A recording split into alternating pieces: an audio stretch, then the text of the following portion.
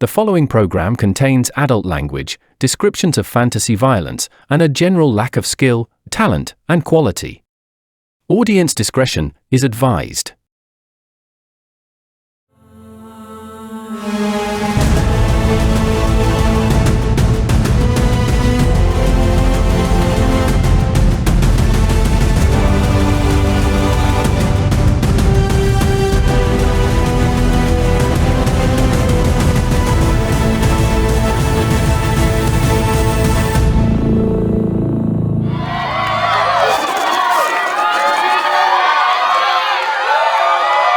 Hello and welcome to Party of 5e, the show with such an awkward run that it would lose in a foot race against Steven Seagal. Nice. These are some deep cuts. Yeah.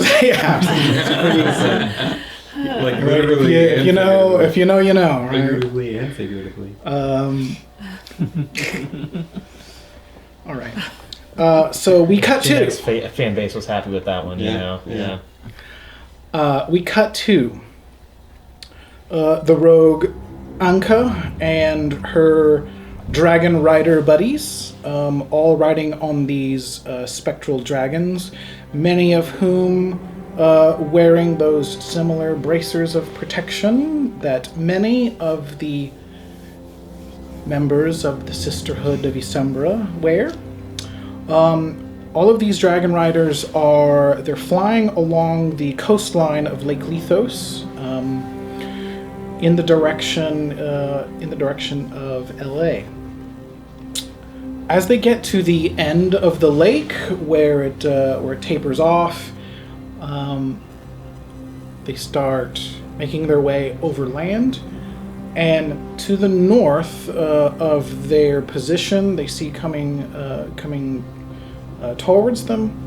They see something. There's like this rumble and like this cloud of dust coming up from the ground and from below the tree line, and at inhuman speeds, they see that draconic army that came from the north previously, and making their way also in the same direction of Lithos. They had just made their way across that river that you guys had sailed down previously, again at inhuman speeds. They are just making their way across the land. When they take note of all of this, and then they make their bank further to the southeast, straight on in the direction of LA. Now, wondering, thinking, hoping that perhaps someone or something in LA will be able to stop this new looming threat that they have just witnessed. Cut 2. Back at Blackstone Castle. All you guys are upon this stage in front of a large stone dragonborn army.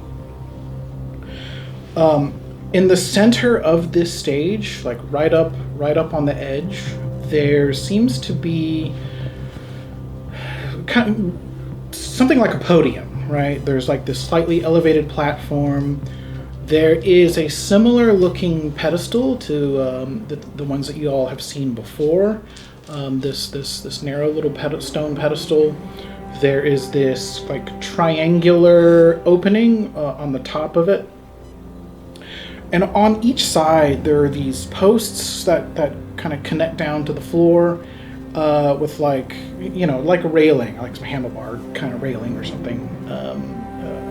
Just to the side, each side of this, of that stone pillar.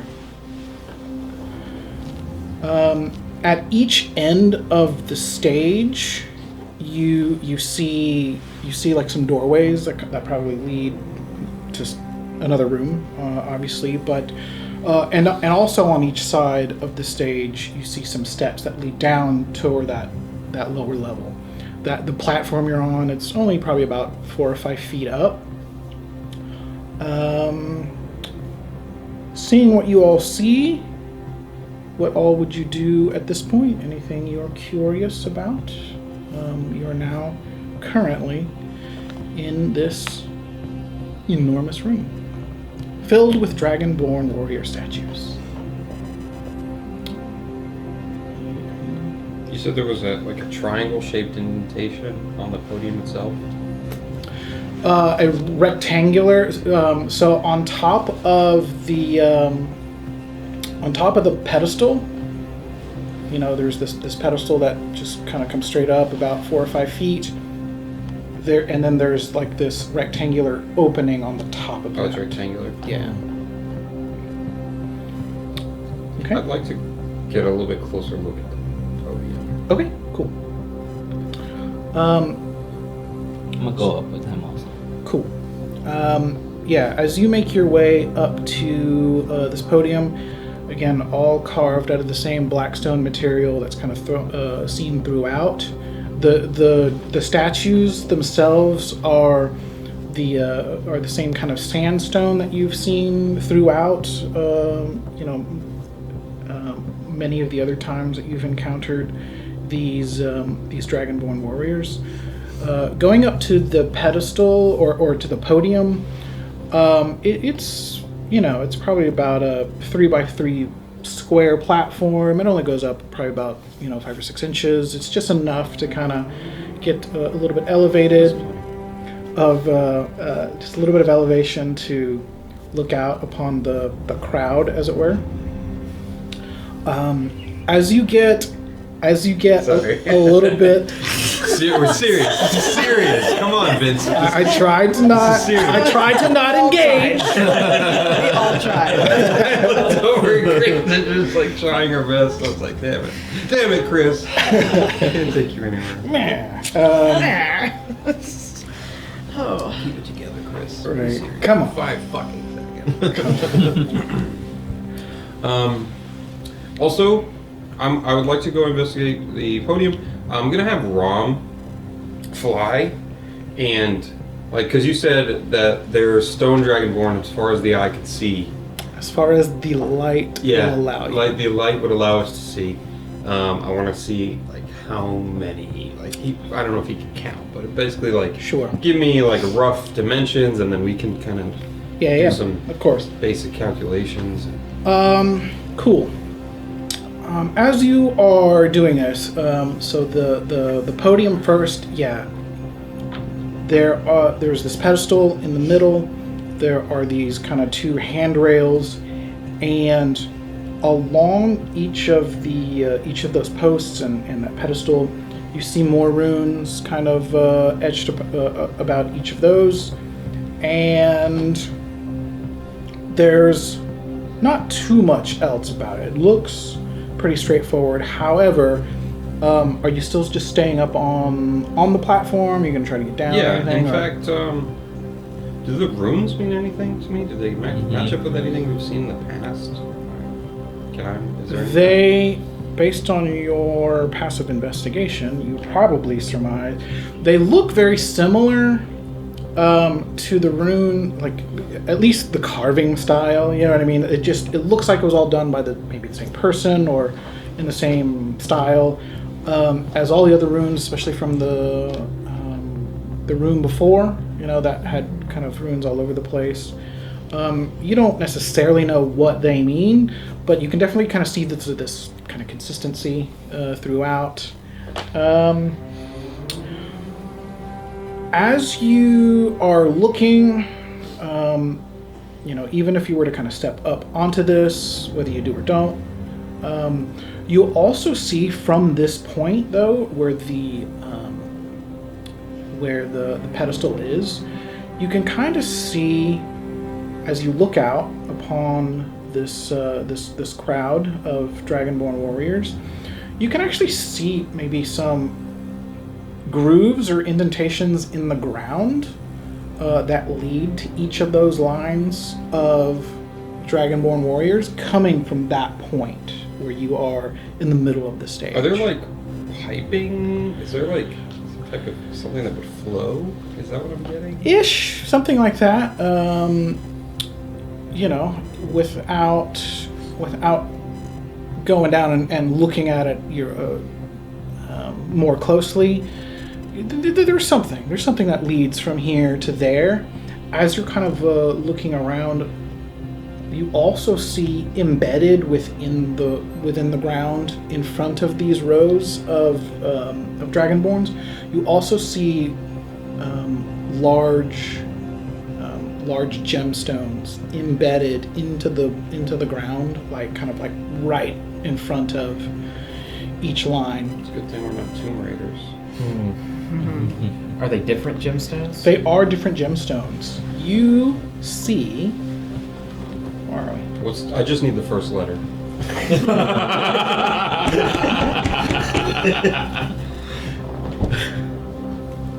Let's see. I did have it written down. But you do see a extremely large ruby. You see a topaz. You see an emerald. You see a crystal. And you see a sapphire. And so there's 5 rows that, and the gems sit in front of each of those rows? Correct. So there's 10 total rows. Okay. But they're kind of like grouped in twos. Like there's Right, 2 yeah, here, so 2 here, right? So there's like one gemstone that faces, like squares up between the 2 rows. And then one Correct. gemstone that, Correct. Okay, got it. Okay. What color is topaz? Topaz is like a yellow color, like a deep yellow. That one? Oh, yeah.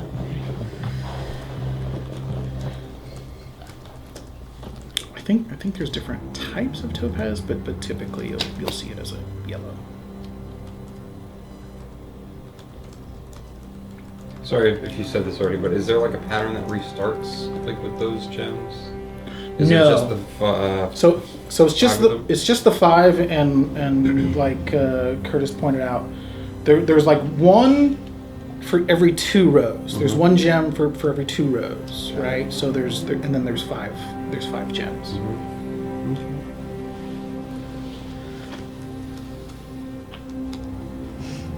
Artex. You have solved my gem. No, I'm kidding. Okay. And your question from Rom, if he were a accountant bird, he would probably be able to give you a rough estimate of about 100 figures in each row. Wow. So if he were to fly, 1,000 total? Ish. So if he were to fly, it's a pretty good sized room. He's got plenty of room to fly around. If he knew how to count, he would say 100-ish per row.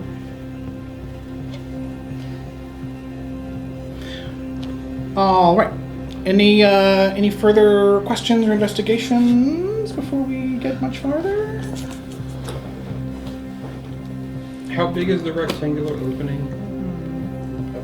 The rectangular opening, if you were to measure it out, it's probably about, I don't know, like a 1x6 kind of opening, just on top of this pedestal. In inches? What's that in the metric system for our international audience? What's that in dragon staff The rest size? of the world doesn't matter. No, I'm kidding. Oh, fuck. JK.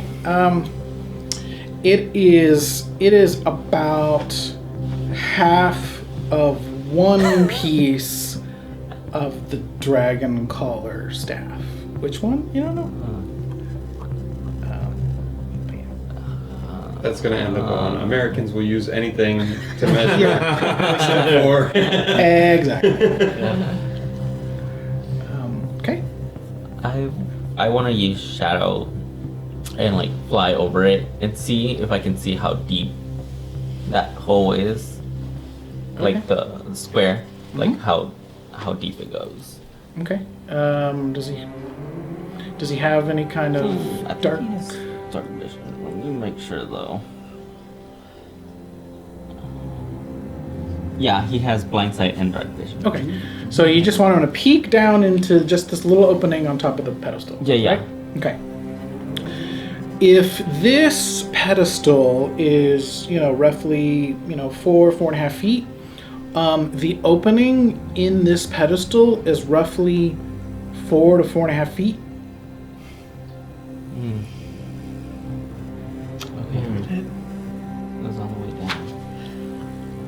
That's not what I wanted. Yeah.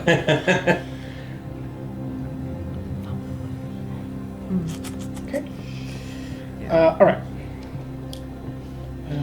Really quick, let me change this music because it sounds stupid.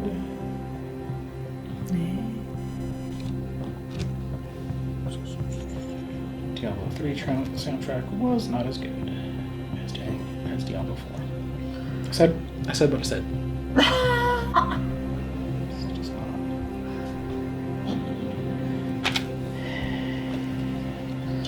Diablo 3 is on Switch, right? Yeah. Yep. Alright.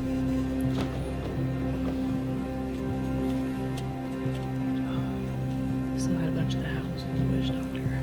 Stuff of what? A bunch of the hounds and the witch doctor. Okay.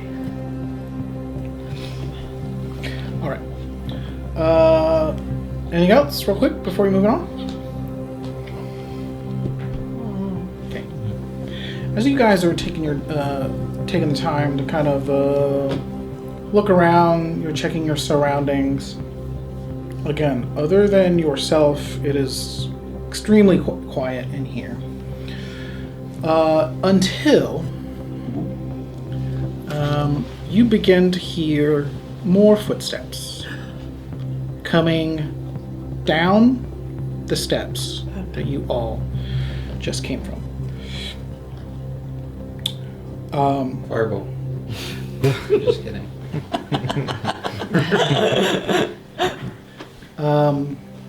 So very slowly, you hear some steps, some heavy footprints. So you do hear it a few seconds before you see it. You don't want to do anything real quick? I can cast Pass Without a Trace. Okay. Fuck 'em up. For all of us. Okay. So And all you guys are still on So are the we stage? trying to hide? Represent Yeah. a stone soldier Yeah. just that got displaced right. from the. Okay. I'm just kidding. Everyone just like flash mob. Everyone just freeze. Yeah, exactly. Or do we want to? We can jump down and hide amongst the soldiers. Yep. Okay. Until we see who is coming. Indeed. Yeah. Right. Okay. Okay. So you guys are able to do this super quick. You just like duck down behind the edge of the stage, or are you actually trying to get behind some of the? How much of a clearing is it between the base of the stage and the first row of soldiers? Yeah. So it's probably like another, 5 to 10 feet before you, before like the first row of. How long did it take us to descend the stairs? Let's see. How long would it take you to descend 20 feet of steps? Probably about. I think we can get 15 before they get 20. Cool. I think we had agreed we were going to go try to Okay. immerse ourselves within the soldier. Into the Got it. range. That sounds good. As it were. Cool. All right, so you guys make a break for it. You all, everyone tries to hide somewhere behind some of the, some of the dragonborn statues. I picked Sapphire, obviously. Of course. Match. And then you hear, so you hear these footsteps. If you were able to listen closely, you would probably hear two sets of footsteps. One set of those footprints much heavier than the other one, and as you look back up toward the stairway, you start to see this kind of faint red glow that's kind of making its way down this stairway. And then what you see this black hooded robe, and you see this large glowing red flame sword. And then there is another elvish mage looking guy. And what you see is this black hooded robed figure with this glowing red flame sword. What we have come to know, the audience has come to know, as Devar Drath. And he kind of, he goes up to, or they come down, and they are now on this stage, and they are kind of looking around, and again, it was very quiet. He possibly heard some rumbling around as people were running around trying to get hidden. I think that makes our footsteps magically inaudible. Can we double check? Stealth. Us not have footprints. It might not explicitly state that, but Yeah. a plus 10 to Leaves your behind stealth. no Yeah. tracks or other trace of its passage. Does it say anything about the sound that it makes? It does not, Okay. but we can't be tracked except by magical means. We just have plus, 10. Well, on the is this 5e? Oh, it does- looking at? Well, Oh, It's not- gross! Did I just do? a veil of shadows and silence radiates from you, masking you and your companions from detection. Okay, I needed to do that. What was I doing? That is 5th edition. That's the I old school accidentally. Which says- we're says- using, right? 5e, yeah. Yeah. So, so then that would Okay. then make it sense that does silence the footsteps. Did you want us to roll the stealth checks? Sure.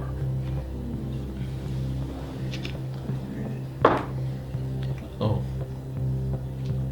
Here it is. Okay. yeah. No, it's there. It's the first Weird. part. It's the first sentence. Am I crazy? Oh. Need the thing right in front of me? Okay, sorry, are we rolling? Is that what you said? Yes, Okay. please. Great. 28. Okay. 20. What was yours? 24. What was it again? Stealth. The 28. The gentleman's 13. No, it's plus 10. Oh, no. Mm-hmm. Yes, it was plus 10. You're absolutely It right. helps you move the story along. Okay. Yeah, I got a 26. Okay. So so here's a little bit of chonk as Aust is trying to find a place and make his way, trying to get himself hidden.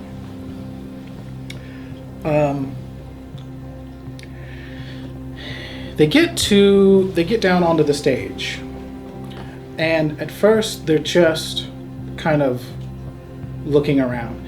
The elvish mage is a very similar look especially to Mr. Aust here. He is that same elvish mage that he chased down outside of Fairwood Falls. I knew that guy was up to no good. You don't know. No, I did know. I had a feeling. And so Drath is standing there with his red flame sword. And what he does is he takes his sword and he puts it away. He sheathes it. And then he goes to remove his hood. He slowly removes the hood, and rather than any type of metallic mask one of us has seen before, you see this sparkling, glistening, ruby red scales of a dragonborn warrior's face. You see these horns that kind of curve back, and you also see this pure white head of hair that in between the horns just goes straight back, probably just a little bit longer than shoulder length. And he kind of peeks around, and since he has an idea of where Senor Aust may have hidden,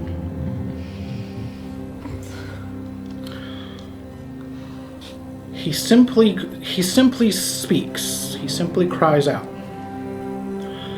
"I suppose I have all of you to thank for this," as he kind of gestures to himself. It's like, "I suppose I have you all to thank for this.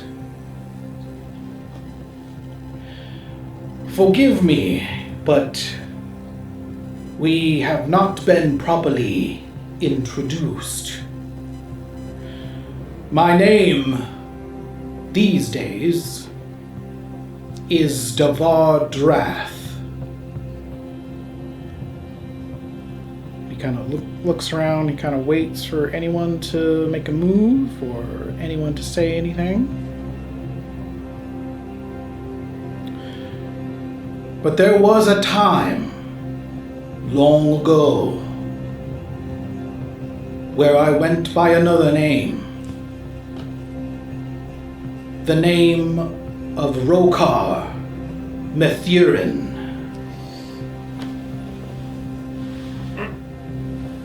I think there's just this audible choking for me that I can't stifle. I don't move, but I'm sure he heard it.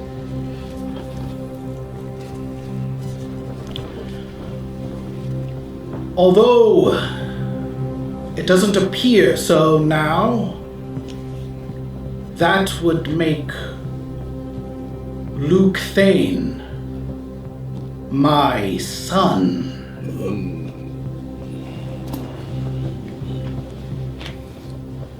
And he kind of looks around, waiting to see if anyone's going to do Okay. Yeah. I just kind of very timidly peer through behind the soldier, and I say, How can you claim to be my father?" "Because it is true. You and I undoubtedly have a great deal to discuss. But there are more pressing matters.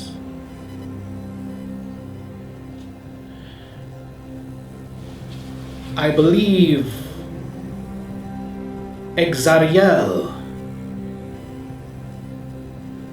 has more to explain to you."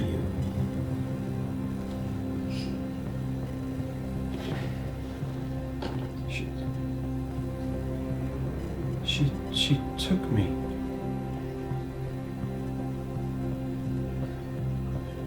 She did. Long ago, when you were young, she took you from us to your benefit. You may recall our family lived as slaves to one of the most wealthiest families in the Underdark. But along with great wealth comes great enemies. We proudly sent you away so that you would not be further subjugated.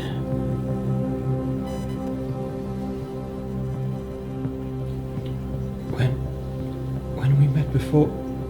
Why did you not address me as your son?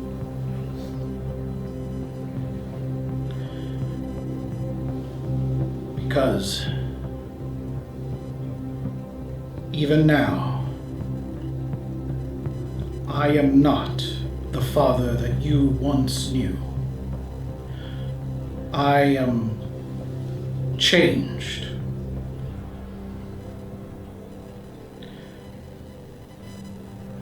Perhaps slightly better now, but I have done terrible things. The very things that I tried to protect you from.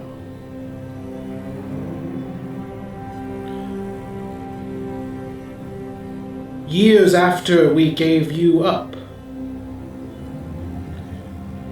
precisely the fear that we had the most came to pass. And the family that we served came under attack.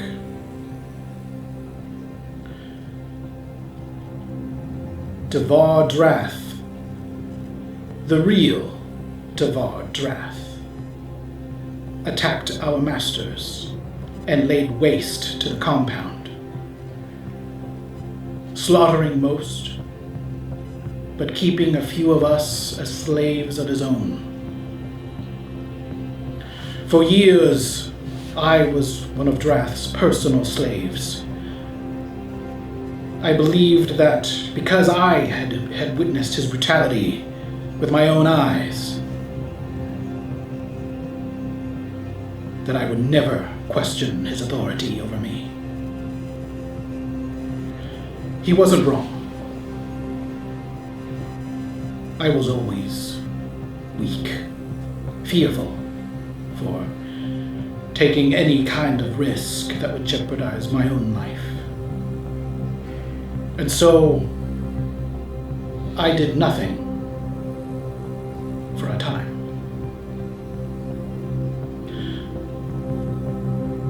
Each night I prayed to any god who would listen for the strength to change my situation, until one day,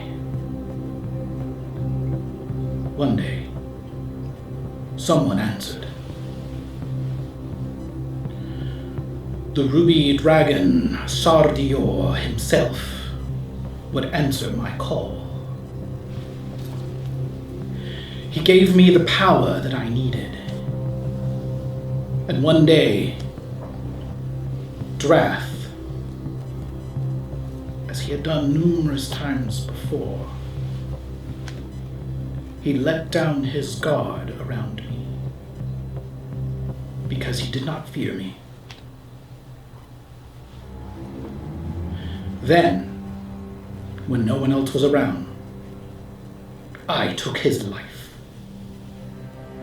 as I had imagined doing so for years.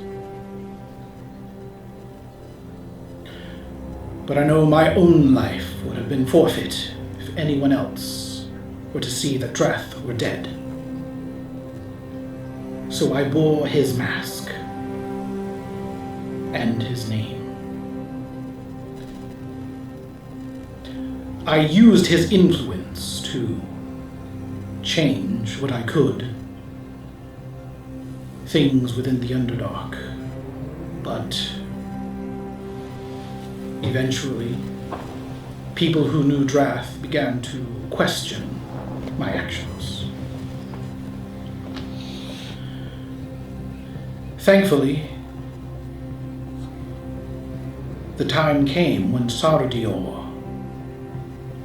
would ask for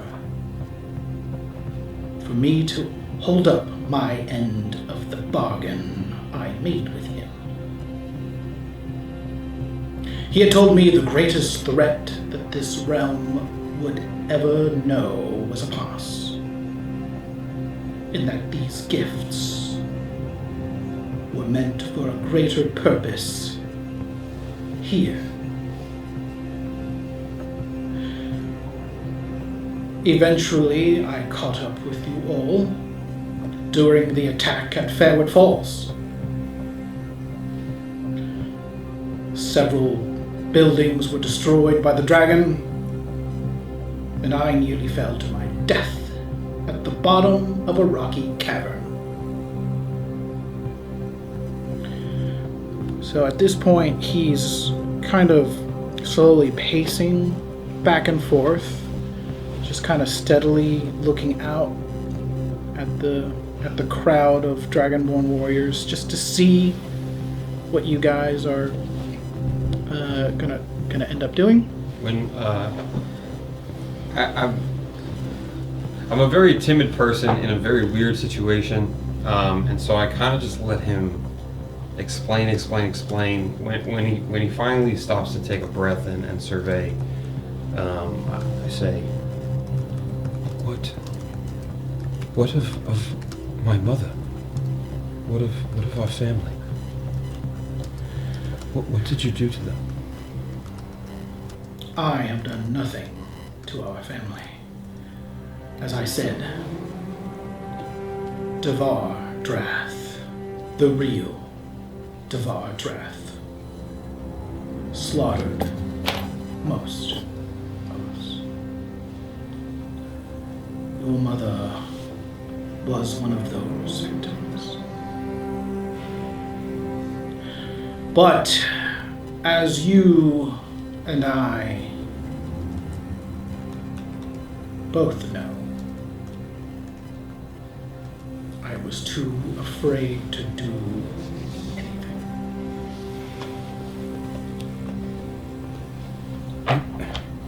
You said that Exardiel has explaining? Does she yet live? She does live. In fact, it was she who brought me here to you now.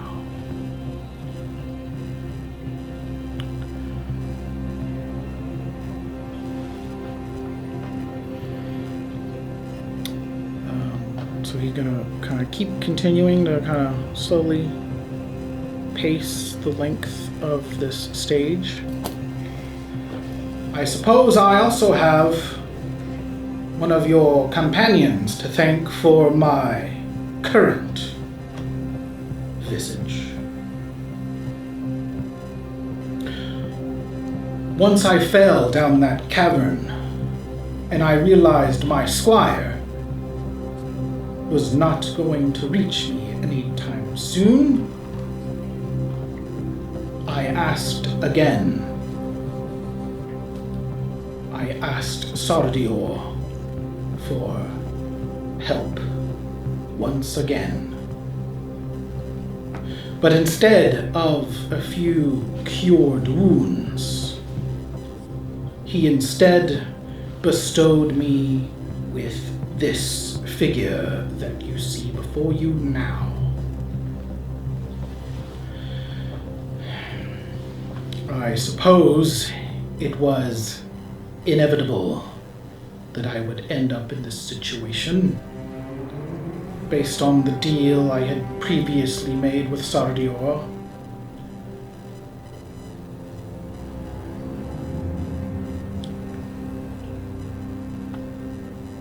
To what end? I'm gonna say as I step out from whatever dragonborn I'm hiding behind. Mm-hmm. To what end did Sardior want with our realm? Sardior wants to save it. He knows perhaps more than any of us could know the threat that looms over your precious LA. There is a horror of unknowable power that resides beneath that the chromatic dragons are trying to resurrect. Sardior and all other gem dragons were meant to protect this land.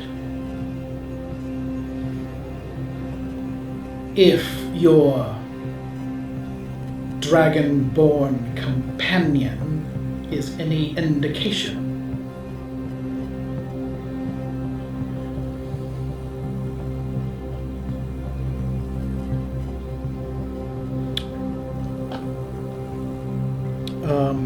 so at that moment, he sees, especially after he sees Aust kind of step out, Haugh will also step out from behind one of the dragonborn.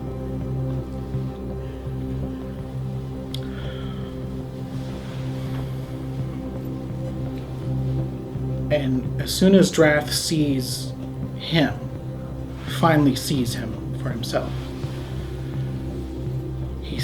he looks at Haugh and says, "And now you."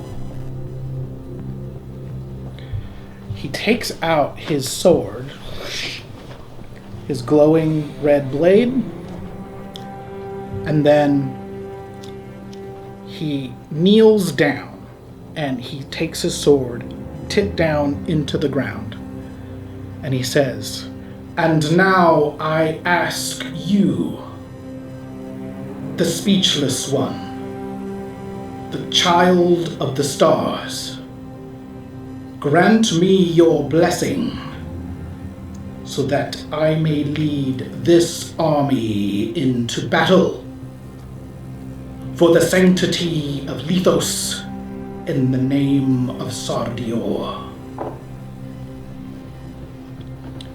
And then he just stays there.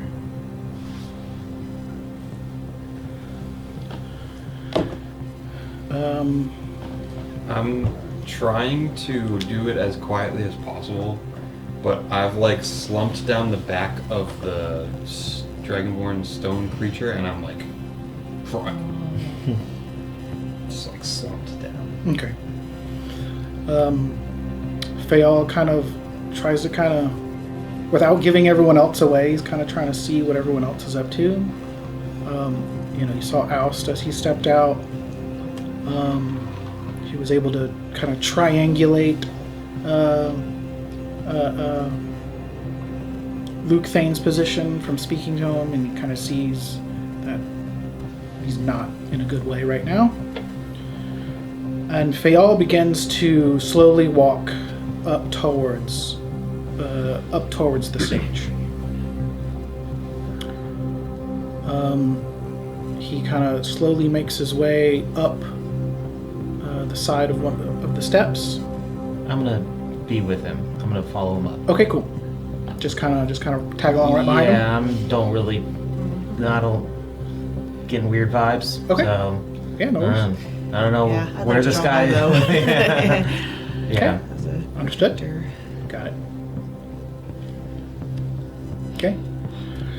So Haugh makes his way up to where Drath is kneeling, and his squire, the elvish mage that you very much recognize as soon as you get closer, and even he starts to kind of back away, kind of give you guys some space to do whatever you guys are going to do.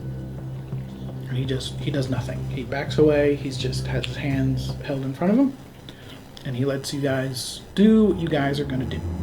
Okay? So Haugh kind of stands right in front of where Drath is, and he kneels down with him just to kind of match his eyes. And Drath is still kind of looking down his blade. As Haugh kneels in front of him, he finally looks up at him.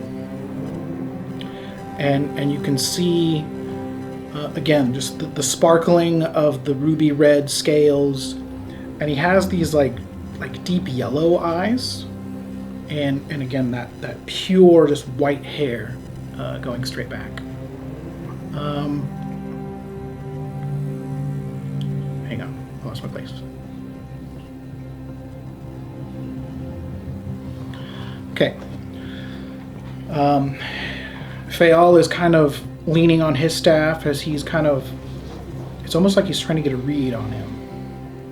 And if they were speaking to each other, you guys are not privy to it.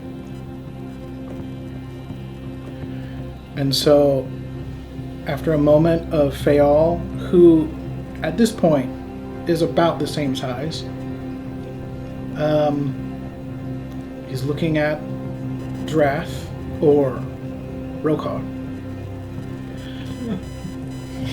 And he stands up and he takes his staff. And his staff begins to glow, to kind of shimmer just a little bit. And then almost as if he is knighting him, he taps one end of the staff on his shoulder, and you see this kind of like radiant glow kind of spread from where it's touching on his shoulder. And then Fayal says, "Your deeds, good and evil, have all led you here. If it is commanded by Sardior, it shall be so." And then as he releases the staff off of his shoulder, he says, "Arise, Rokar. Take your place. Give your strength. And let the awakening begin." And without looking at anyone else, he's just eyes straight ahead. Drath, or Rokar, stands up, and he steps up to that podium, to that pedestal. He steps up onto that platform, and he takes his sword, and he inserts it into that pedestal. When it does that, all of those runes start to glow and start to light up with this red energy. As soon as he does that, as soon as it gets all the way to the hilt, you hear it just kind of locks into place. And on those rails, these two spikes just kind of pop up. And again, without even thinking, without any consideration, he just takes both of his hands and just right onto these rails. And then the energy, the glowing light from these runes starts to kind of overtake all of these posts and all of these pillars. And then that radiant energy that Fayal had bestowed upon him starts to kind of overtake Drath, Rokar, and then you can see, for those of you that are close enough, you can see blood from his hands start going down those posts, and then into like these channels that start to follow those channels that led to each of those gems embedded within the ground. As that continues to happen, it's like he can't let go at this point, and his blood is just charged with this energy. It starts to make its way to each of those gems, and it begins to kind of infuse with those gems that are embedded within the ground. And then from there, it splits from each of those gems into each of those rows of dragonborn warriors. And then you see from the ground up, you see this stone now turning into flesh, turning into scales, and then turning into hardened gemstone scales, each matching the color of the gems that were embedded in the ground. Real quick, when I Yes. see my guy start to turn into a dude, I'm gonna stand up and make my way over back towards the stage. Okay, cool. Yeah, so you see this happening, and it's almost like this wave as each one is starting to come to life, and you can kind of just see it as it's making its way down. And yeah, once it gets to wherever you were hiding, we see you kind of walk out and start heading back up the stage. One other really quick thing. Mm-hmm. The blood that's flowing. Mm-hmm.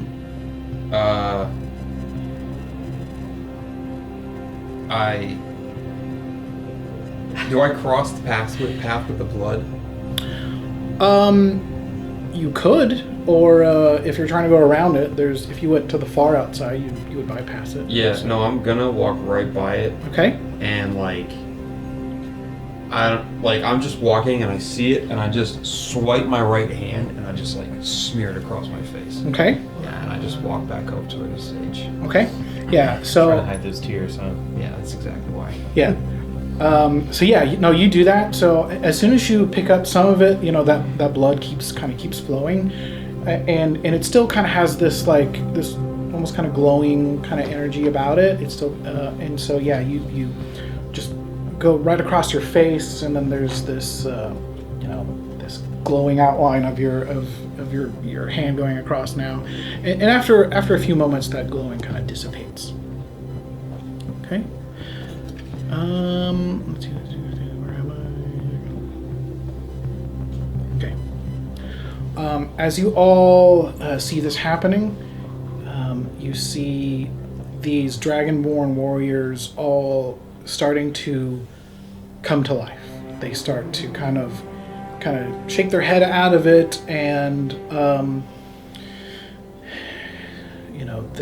they're all just these glistening gem dragonborn warriors. They're kind of looking around, seeing what's going on, and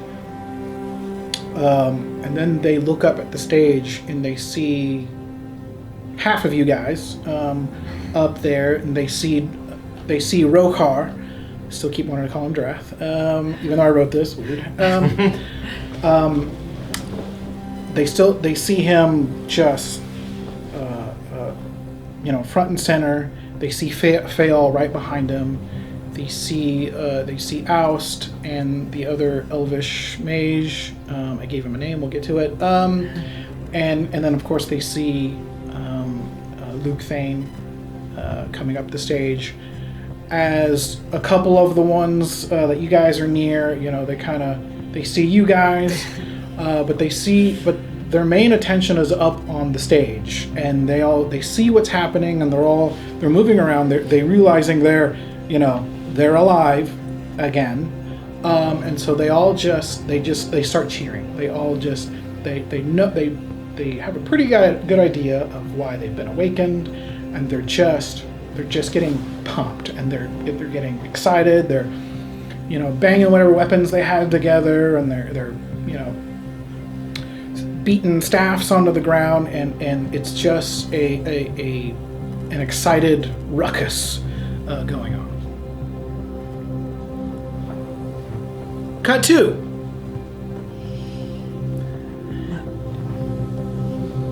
Back under the mountain in LA, this doorway into wherever is now completely covered in this red, what was fluid coming from that pool.